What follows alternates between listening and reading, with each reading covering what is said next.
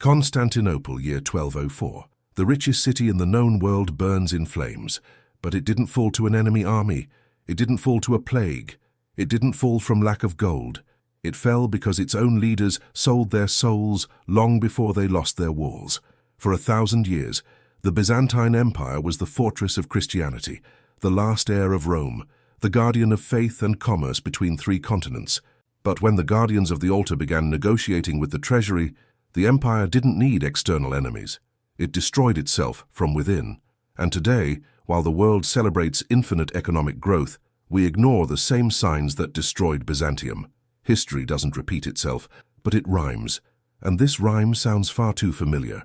Before we continue, check if you're already subscribed to the channel and write in the comments where you're watching this video from. I love knowing how far these stories reach, because what we're about to discover today isn't just ancient history. It's a mirror of the present, and that mirror is about to shatter. Year 330 AD. Emperor Constantine does something no one expected. He abandons Rome, the eternal city, the capital of the world, and builds a new capital in the heart of the known world. He called it Constantinople, the city of Constantine. And with that act, he divided history in 2. For over 1,000 years, while Western Europe sank into the darkness of the Middle Ages, Byzantium shone. It was the beacon of the civilized world. Imagine a city where gold flowed through the streets, where merchants from Venice, Genoa, Armenia, Persia, and China met in a single market, where Oriental silks were exchanged for Byzantine glass, where spices were worth more than gold. Constantinople wasn't just a city, it was the center of the economic universe. It had 500,000 inhabitants when London barely reached 10,000. Its walls were impregnable. Its fleet controlled the Mediterranean. Its currency, the gold solidus, was accepted from England to India. A quarter of the commercial world used its currency, not because they were forced to, but because they trusted it. And that trust was backed by something more powerful than gold: faith. Byzantium wasn't just an empire. It was the Christian empire, the defender of Orthodox faith, the guardian of sacred relics, the protector of Jerusalem. Its emperors weren't just kings, they were God's representatives on earth. And its wealth wasn't just material, it was spiritual. But behind the glory, something deadly grew in silence. Because when money enters the church stops being a temple. It becomes a bank, and banks don't save souls. They charge interest. The error began in silence. As always, it wasn't an invasion. It wasn't a war. It wasn't a natural catastrophe. It was an economic decision. Year 1071, the Byzantine Empire had just lost the Battle of Manzikert against the Seljuk Turks. They lost Anatolia, the agricultural heartland of the empire, the source of soldiers, wheat, and taxes. And the emperor faced an impossible decision: how to maintain the army without money. The answer was simple and deadly. They devalued the currency. For 700 years, the Byzantine solidus had been the world's most stable currency. It contained 4.5 grams of pure gold. Always. No exceptions. But now the empire needed more coins, and it had no more gold. So they did what all broken empires do. They mixed gold with copper. They reduced the weight. They changed the standard. They called gold what was no longer gold. And at first it worked. The soldiers received their pay, the officials received their salaries, the temples received their donations. But merchants aren't fools. They weighed the coins, they bit them, they tested them with fire, and they discovered the truth. The empire was lying. And when an empire lies about its money, it's lying about everything else. Trust broke. Venetian merchants stopped accepting the Byzantine solidus. They demanded pure gold, or silver, or real products. Trade paralyzed, and the empire responded in the worst possible way. It printed more coins. It raised more taxes, it confiscated properties, it sold noble titles, it sold church positions. Yes, they sold ecclesiastical positions to the highest bidder. The richest bishop bought his position. The most corrupt priest administered the temple. The most ambitious monk controlled the monastery. The church stopped being a place of faith. It became a franchise. And the faithful noticed, because when the priest arrives in a golden carriage while the people go hungry, faith doesn't strengthen. It rots. But the real poison wasn't in the coins.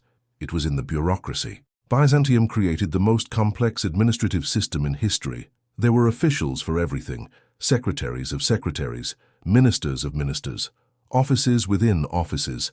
To build a bridge, you needed 47 signatures. To open a business, you needed to bribe 12 officials. To export wheat, you needed an imperial license that took 6 months. The economy didn't collapse from lack of resources. It collapsed from excess bureaucracy. Entrepreneurs stopped entrepreneuring. Merchants stopped trading. Artisans stopped producing. Why work if the state takes everything? And while the economy died, emperors built palaces. Nobles bought Persian silks. Bishops decorated cathedrals with gold. Luxury became obscene, and inequality unbearable. It was there that the empire began to die, and no one noticed, because they were too busy fighting over gold that was already worthless. The fall of an empire is never sudden. It's slow, gradual, almost imperceptible, like a silent disease that eats away from within. Year 1180, Constantinople is still the largest city in Europe. Its markets remain full, its churches still shine, its walls still stand, but something has changed. The Venetians are no longer visitors. They're owners. They control the ports, they administer customs, they collect commercial taxes. How did they gain that power? Simple. The empire owed them money, a lot of money. For decades, Byzantium had borrowed from Italian bankers to finance wars, palaces, and bribes, and now the creditors had come to collect. But they didn't collect in gold. They collected in control. The Venetians received entire neighborhoods of Constantinople, tax exemptions, commercial monopolies. The empire technically remained sovereign, but in practice it was a financial protectorate of Venice, and the Byzantines knew it. The revolts began. In 1182, the population of Constantinople massacred thousands of Latin merchants, Italians, Venetians, Genoese. It was an explosion of accumulated hatred, because the people didn't hate foreigners for being foreigners. They hated them because they were rich while they went hungry. But the violence solved nothing. It only accelerated the collapse, because Venice didn't forget, and Venice didn't forgive. But that still wasn't the worst. The worst was yet to come. While the empire bled economically, the church corrupted morally. Monks no longer prayed. They negotiated. Bishops no longer preached. They collected. Patriarchs no longer guided spiritually. They managed fortunes. The Orthodox Church, which should have been the moral pillar of the empire, had become its greatest parasite, and the people saw it. Chronicles of the time speak of drunken priests, monks with concubines, bishops who bought and sold fake relics as if they were stocks. One of the most notorious scandals occurred when a bishop sold the true crown of thorns of Christ 3 times, to 3 different buyers, in 3 different cities. Faith became a commodity, and when faith becomes a commodity, it stops being faith. It becomes fraud. But the final blow was still to come, and it would come from where no one expected it. Year 1204, Fourth Crusade. The European Crusaders were supposed to go to Jerusalem to liberate the Holy Land, but Venice had other plans, because Venice hadn't forgotten the massacre of 1182, and Venice hadn't forgiven Byzantium's unpaid debts, so they did something unprecedented. They convinced the Crusaders to attack Constantinople, not the Muslims, the Christians, not the infidels, the brothers of faith. On April 13, 1204, the Crusaders broke through Constantinople's walls, and what followed was the most brutal sacking in medieval history. For 3 days, the soldiers of Christ sacked the city of Christ. They raped nuns inside churches. They burned libraries containing irreplaceable ancient Greek manuscripts. They melted sacred icons to extract the gold. They stole relics. They desecrated altars. They destroyed works of art that had survived 1,000 years. The streets filled with corpses, the markets with ashes, the palaces with silence. Constantinople, the richest city in the world, was reduced to rubble in 72 hours. But the most tragic thing wasn't the physical destruction. It was the moral destruction. Because the Crusaders weren't Muslims, they weren't pagans, they weren't barbarians, they were Christians. European Christians destroying the Christian capital of the world. And they did it for money. Venice recovered its debts. The Crusader nobles divided the lands. The Pope simply looked the other way. The Byzantine Empire never recovered. Technically, it survived another 250 years, but it was only a shadow, a ghost of what it had been. In 1453, the Ottoman Turks finally conquered Constantinople, but by then there was nothing left to conquer, only ruins, memories, and a lesson the world forgot to learn. If this story sounds familiar to you, it's no coincidence. Because we're living the same movie, just with different actors. The names changed, technologies evolved, but the patterns are identical. And the most terrifying thing is that no one seems to notice. Byzantium fell because it made 5 deadly mistakes. And today the entire world is making exactly the same 5. First mistake, it devalued its currency. In the year 1071, the Byzantine solidus stopped being pure gold. They mixed it with copper. They reduced the weight. They kept the name. Sound familiar? August 15, 1971. President Richard Nixon announces that the US dollar will no longer be backed by gold. From that day on, the dollar is just paper, ink, and something much more fragile: trust. For 50 years, that trust sustained the world. But that trust is eroding. Every time the Federal Reserve prints trillions of dollars to save the economy, it's doing exactly what Byzantium did, diluting the real value of money. In 2020, the United States printed more dollars than in all its previous history combined. In 2021, inflation began to skyrocket. In 2022, prices for food, energy, and housing reached historic levels. And the solution? Print more, exactly like Byzantium. And it's not just the United States. The European Union prints euros without real backing. Japan prints yen. China manipulates the yuan. Argentina prints pesos until the paper is worth more than the currency itself. Everyone is playing the same game, and everyone believes this time will be different. But it's never different, because when money stops representing real value, what follows is always the same: inflation, loss of trust, collapse. The Byzantines thought they could deceive the merchants. They couldn't.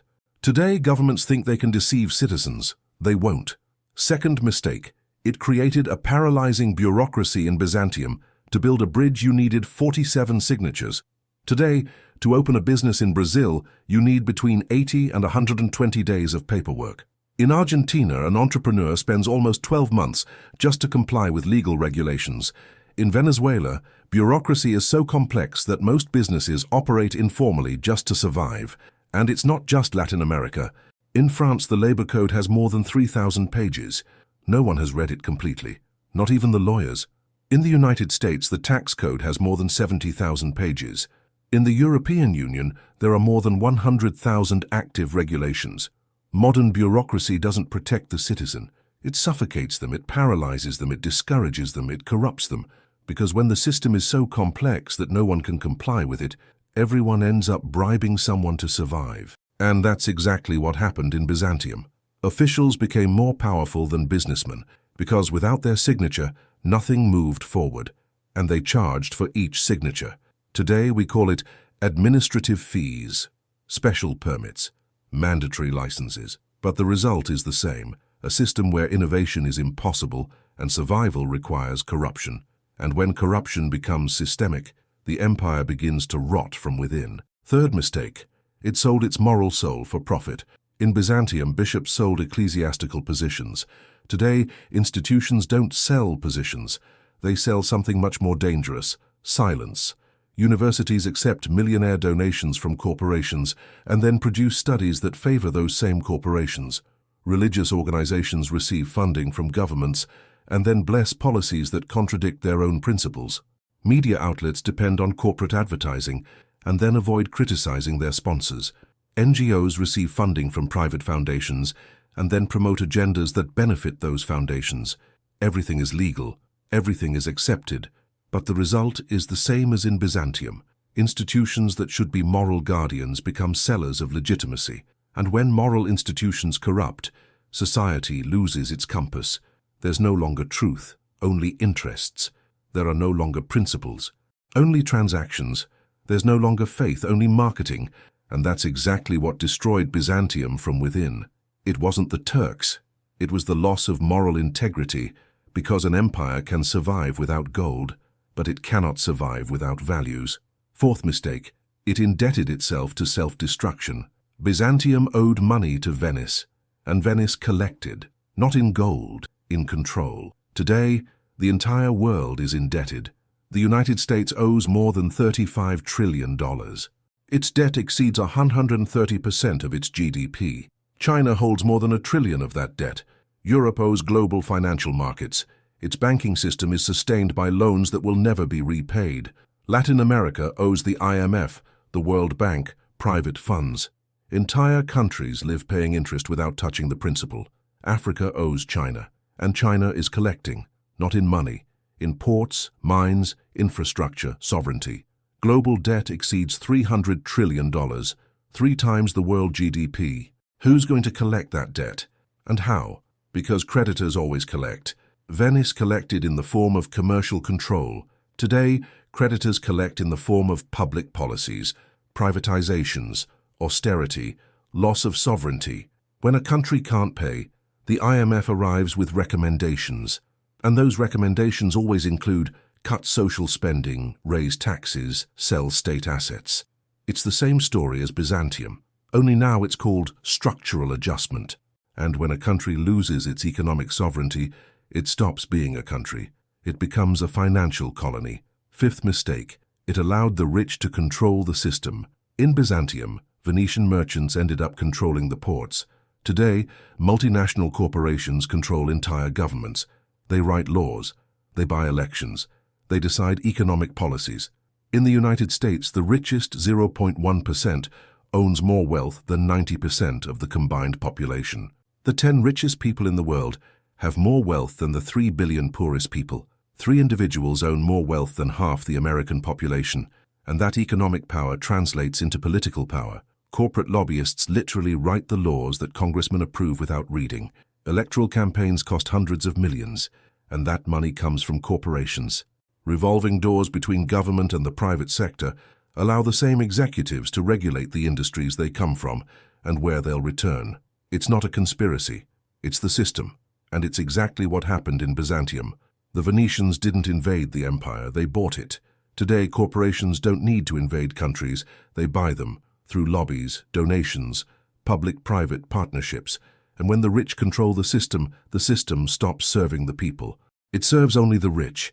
The Byzantines thought they were different, that their walls were impregnable, that their faith would protect them, that the gold would last forever, that God would save the Christian empire. He didn't, because God doesn't protect those who betray their own principles.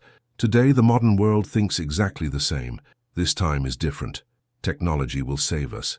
The economy always recovers. We're too big to fail. But it's not different. It's never different. Because human patterns don't change. Greed, arrogance, corruption, denial. They're the same forces that destroyed Byzantium, and they're the same forces destroying the world today. The Byzantine solidus was called God's currency. The US dollar says, "In God we trust." But when money stops having real value, invoking God doesn't save economies. Byzantium fell in 1204 because it sold its faith for gold. How long until the modern world does the same? We don't know, but the signs are there. Monetary devaluation, suffocating bureaucracy, institutional corruption, unpayable debt, corporate control. All the signs that preceded Byzantium's fall are present today, and the world ignores them, just like Byzantium, because no one wants to believe their empire can fall, until it falls. And when it falls, it's too late to learn the lesson. But we still have time. We can still see. We can still act. The question is, will we? Or will we repeat history once more? When money dies, everything else dies with it.